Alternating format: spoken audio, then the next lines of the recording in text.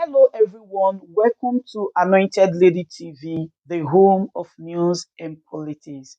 If it is your first time in this channel, you are highly welcome. Thank you so much for stopping by. And if you like what we do on this channel, hit on the subscribe button. Also put on the notification bell so you'll be notified by YouTube anytime we drop a new video. And if you are returning subscribers, thank you very much for always coming back to watch our videos. On this platform, we drop videos every day and we react to every video that come our way. And on this very video, I will be watching with you. And after watching, let's go to the comment section and drop our opinion constructively. Like our videos and also share our videos if possible. See you next time in my next video. How do you feel? The man you stepped down for now has gotten a lot of steam behind him. Chiva Yadebanjo has thrown the weight of Afenifere behind him. You're thinking that you made the right choice, isn't it? I expected this to happen. It was not a wild choice. It was a deliberate thing. Just think of my politics. Look at Nigerian history and look at how I've played. First, ethnicity has mattered very little in my politics. I mean, yes, I came into public view in a broad sense during the Shagari administration. But one of the things that threw me into public consciousness was the June 12 crisis. I'm not a Yoruba man, but I led the charge in many ways during that great struggle in Nigeria with the concerned professionals and all of that. It's because there's a practical sense in my politics for what's right, what's fair, and what advances the common good of all. In looking at the way political parties are structured, again, I'm a social scientist by education and by passion. Understanding in a systematic way man in society is my calling. I have been close to the founding of political parties.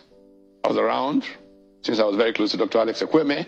Even as concerned professionals, we had decided not to go into politics in 1998. But I was around with Dr. Ekweme at meetings, so I was there at the founding of the PDP. I was there at the founding when I saw that the PDP was not going to take Nigeria where it should go. I was there at the founding of the APC. And then I saw that that was disaster in the making. And I began to ask myself, why? What's going on? And my social scientist brain, in examining things, came to a simple conclusion. You know, in structural economics, there is a paradigm called the structure, conduct, performance paradigm. Structure, whether it's an industry or whatever, usually affects conduct, the behavior of the players within that space, their values, everything.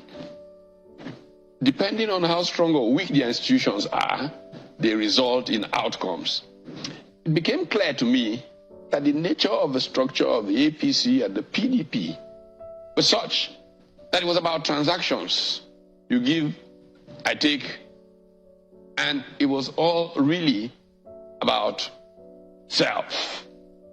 No ability to throw up leadership that sees Nigeria where it's going and works to deliver Nigeria in that direction. It's about who gets what, who shares what.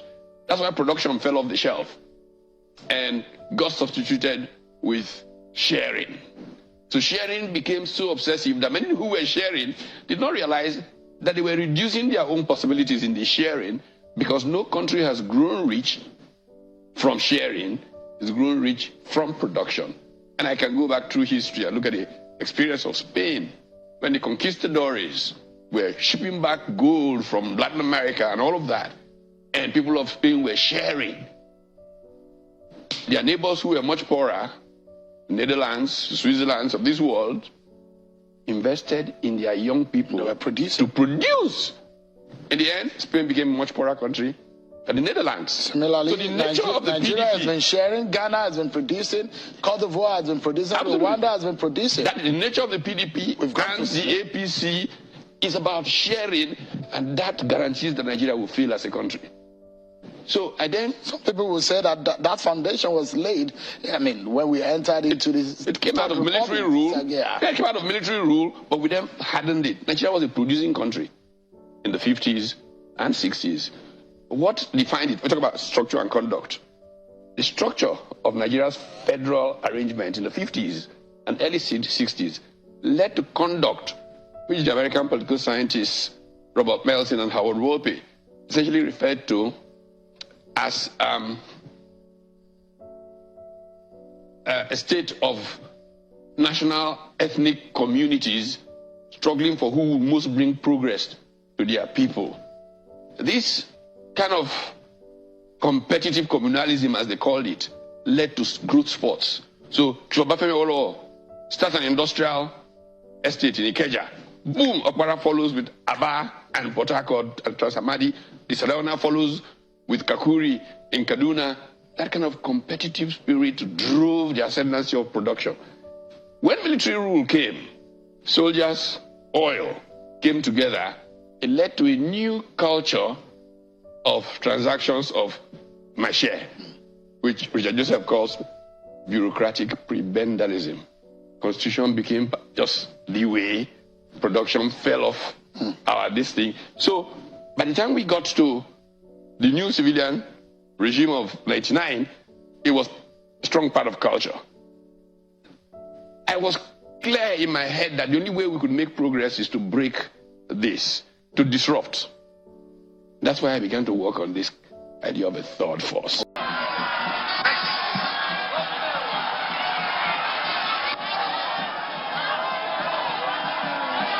One, two, say, Madam Iduro. Emi Omo Baba.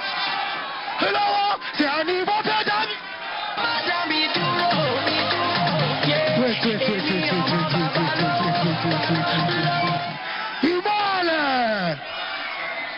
Imole. Can you remember? Wait. Can you remember 4 years ago when we were here? Can you remember? What did they do to us? What did they do to us? What did they do to us? Did we fight? Shawajani? Did we fight? What did we do? We allowed them to take our beat. But this time, we go green. Imolade. I need the band to play. I need the band to play. Are you ready? It be like they talk too much. Small talk, then they talk too talk. Say, oh boy, they do too much. Small talk, then they look too much. Let's say, the see where they find the pity. I'm another do pity. Just call me. You want no 30 pity. You go no 30 pity when you. Sir, you where they find the pity. Sir, they don't talk say we back to but just call me. You want no 30 pity. 30 pity. Sir.